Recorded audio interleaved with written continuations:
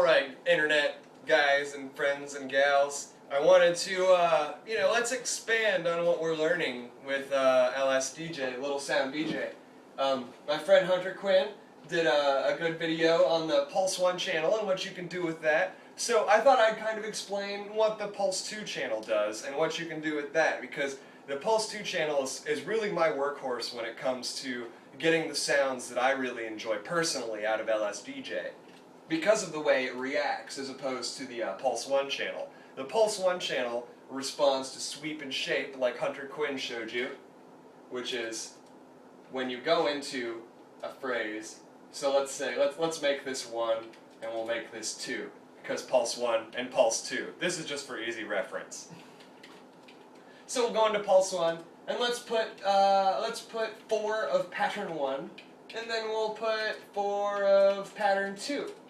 Now the way I'm doing this is when you go into here and you want to make something new, just press A. And when you press A, it'll create what you made last. So I made I made pattern 2. So I can delete that by pressing B and then A while holding B. So hold B and press A. That's how you delete stuff.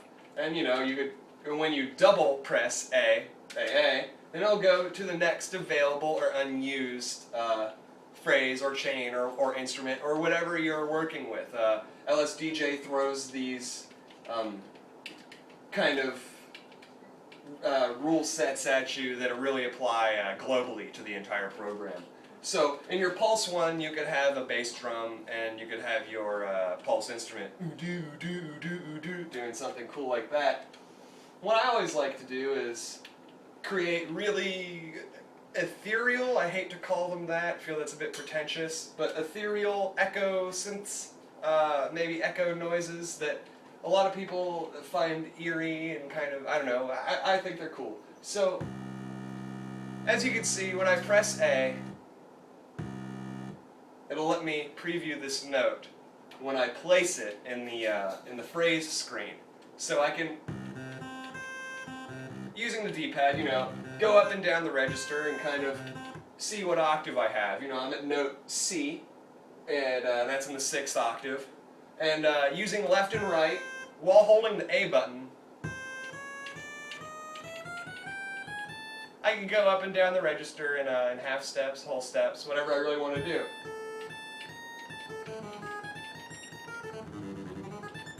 And you can annoy your friends, it's cool. But that's enough of that nonsense. So I'll delete that by holding B and pressing A at the same time. So let's get serious. Let's make an instrument. So we'll go D, C, A. So, and that'll repeat when I activate it. So I'll go to live mode, and I'll activate this by pressing start.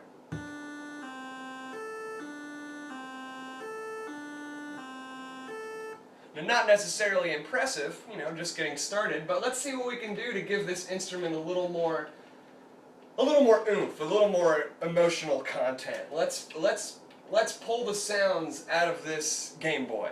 So I'm gonna press A on the blank name section, and I'm going to name it. Let's just be right with ourselves. Here we go. Echo. So that's the echo, okay. And it's a pulse instrument. Now, you can change these different instruments, or the instrument type, rather. So, see I have instrument 0. I could go 1. These all sound the same in this channel because nothing's been programmed yet. So, 0, I can change the nature of it by modifying all of these parameters. And in the Pulse channel, a few of these don't really, the Pulse 2 channel rather, a lot of these really don't apply. So the sweep, for instance, doesn't really do anything in the Pulse 2 channel.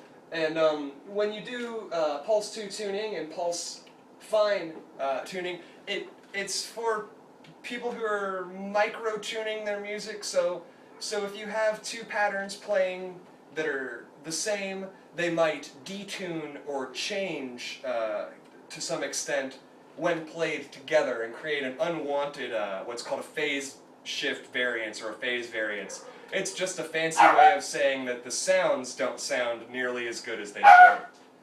My dog is upset at something. So what I can do when I'm making this, when I play this instrument, the instrument bleeds into itself. It just plays indefinitely. And that's because I have the envelope set at A8, which is the default for all instruments. It's always going to be at A8, especially when you're working with the pulse channels. So what I can do, these values stand for the A, D, S, and R. The attack, delay, sustain, and resonance. I don't know, reverb, please correct me if I'm wrong on what I'm saying. I don't know. All I know is that it's a thing. So the way LSDJ works with numbers is it goes 0 through 9, and then it starts over at A through F. So it uses a different kind of numerical, alphanumeric notation than would normally be expected in a tracker like this. But it works out really well. You get used to it very fast, and it gives you a lot more room because as opposed to just 10 numbers, 0 through 9, you have, what is that, 16? I can't count. It's 16? Okay.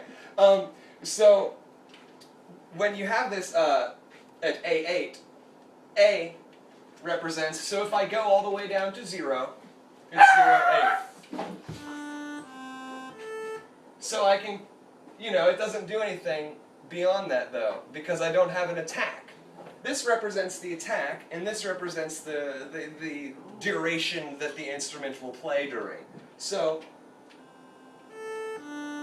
I can mess with this and create different effects based on what I want my instrument to do. So what I want my instrument to do is echo. Now it's still a little bit long. There we go. Now I found a happy medium at B3. So that means that the attack is just at B, and if I take it to its apex at F, it's a little louder.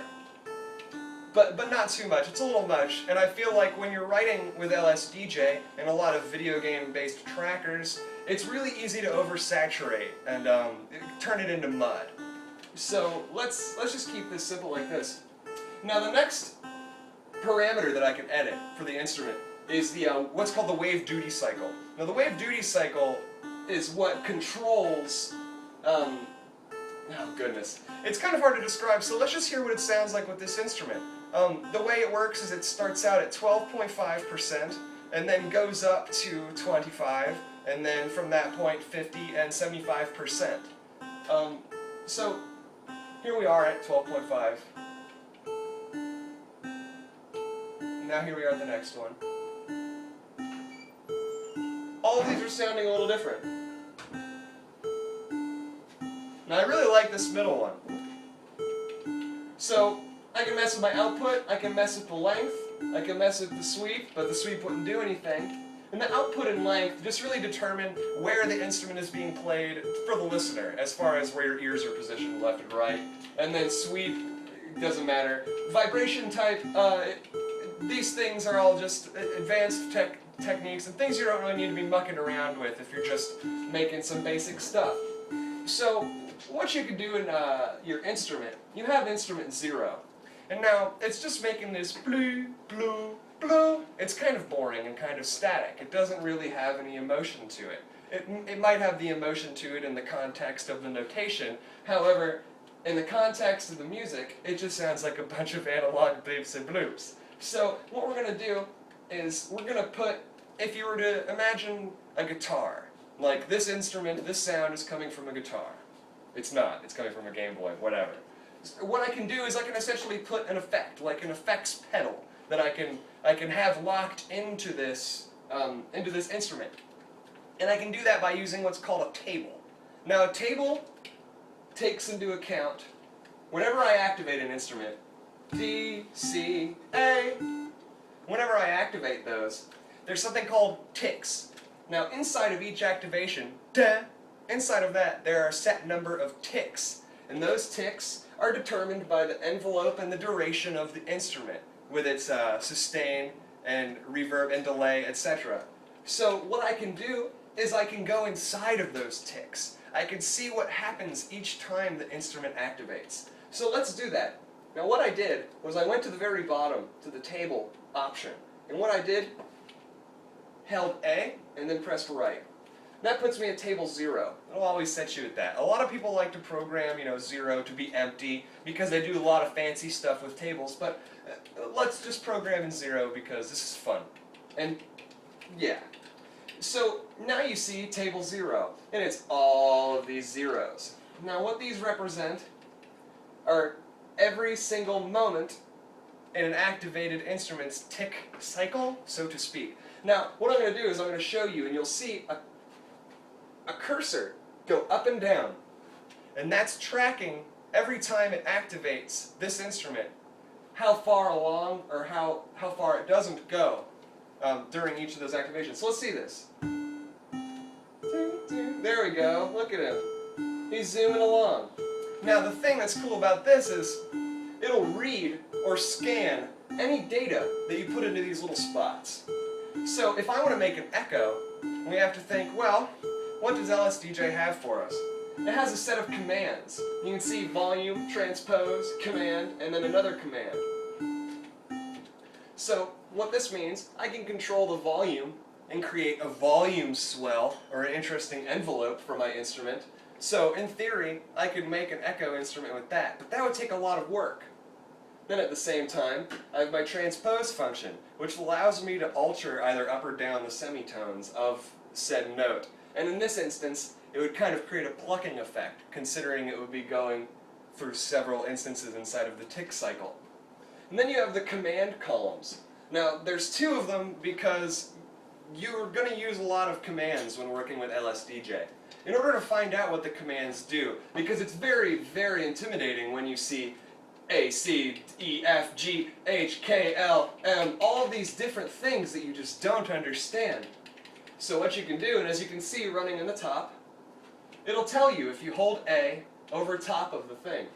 So you go to C, and it'll tell you chord. Oh, and then it'll explain, in an albeit nebulous manner, how to actually manipulate this with the digits. So let's say I want to make an echo. Now in order to do that, I want to re-trigger my instrument. Now, in re-triggering my instrument, I want it to decay over time, because that's what an echo is, right? It's one hit with an attack, and then a subtle decay over a period of time. Now, because I can go into the tick cycle of this instrument, I can edit all of these moments of time to decay how I want them to. But instead of just doing it in every slot, why can't I just do it with one command? Or maybe 3 simple little things. You shouldn't have to, I mean, this is a Gameboy. You shouldn't have to load all of this code onto it. If you put too many things in your table, your Gameboy will slow down. You'll overclock your processor. And in my case, a lot of times, in my friend hunterquinn's case, we've had our Gameboys straight up shut down or just stop working during a song because we've activated things that have too many tables running. It is a very, very real problem because you're dealing with very outdated hardware. Now, granted, that doesn't mean the Gameboy is a bad piece of hardware. It's awesome. But this is just a restriction of the format, and it's something you have to work around, which is healthy in your composition, because nobody wants a bunch of muckety-muck blaring through their ears, and I'm not going to soapbox. So let's make this instrument. So what I'm going to do is I'm going to use what's called the re-trigger command. You heard me say re-trigger earlier. Now, when I was talking about editing the parameters in LSDJ by changing them through 1, 2, or A, or whatever, I failed to mention what those actually could mean in other instances. So what we can do with something like a re-trigger command, if you think through the notation that LSDJ uses, 0 through 9 and A through F, in that instance, the apex, the absolute apex that it could reach would be FF. It can't go any higher than that, and if it can, put a comment on this web zone. So what I can do is mess with how, let's put this down at something weird. Let's see what this instrument sounds like as I make it with this retrigger. Here's the retrigger at 0. Let's play with this. Now you can hear it's creating little chops and breaks because it's re-triggering it this many number of times. As you play with these instruments and parameters more, you'll understand kind of what they do. That's what LSDJ is all about, is experimentation and happy accidents. So what I can do is, in theory, go down to E, and then put another E, and then maybe that'll do something crazy. Let's find out. So there's that decay I was looking for, but it's really quiet. And I think it's because of the initial attack. Because this retrigger is taking up a lot of space in the initial triggering of my instrument, so to speak. So what we can do is transpose this down. And all I did to do that is press A while highlighting, and then press down. And when I go down again, it goes down another set of semitones, and so forth and so on. But I like F4. And then let's do it twice, but then go up. So let's see how this sounds now. So it's a little more rounded out. Now let's throw some other stuff in here.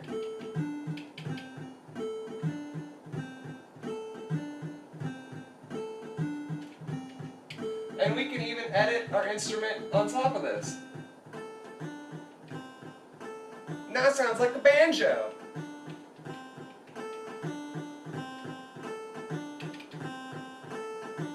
And if you mess with the different parameters, you'll get different natures for this instrument. Oh goodness. It'll create lots of different timbres and different natures for all of your different sounds. So specifically speaking for the Pulse 2 channel, you can do a lot of different things and create some subtle accenting inside of your music, outside of just blaring synths and really hardcore Super Mario coin noises. You can do some really interesting things, and beyond just making echo instruments, you could even mirror what you're doing in your Pulse 1 channel, as long as you're obeying the rule that you're not using any sweep function, or you're just taking extra care to how you're editing your song. I know a lot of people who prefer to write their songs in song mode, and I understand why. If you're playing the guitar, or if you're singing, or you're doing something like that, it's very easy to just press start on your Game Boy and let it accent your music while you play your guitar or something in real time. But when you're working with the Game Boy as an instrument, it's I think it is very good to I don't know, to focus on writing your song as an overall composition as opposed to just accompaniment. So yeah, that's it for Pulse 2 Game Boy School. Hope to see you guys next time.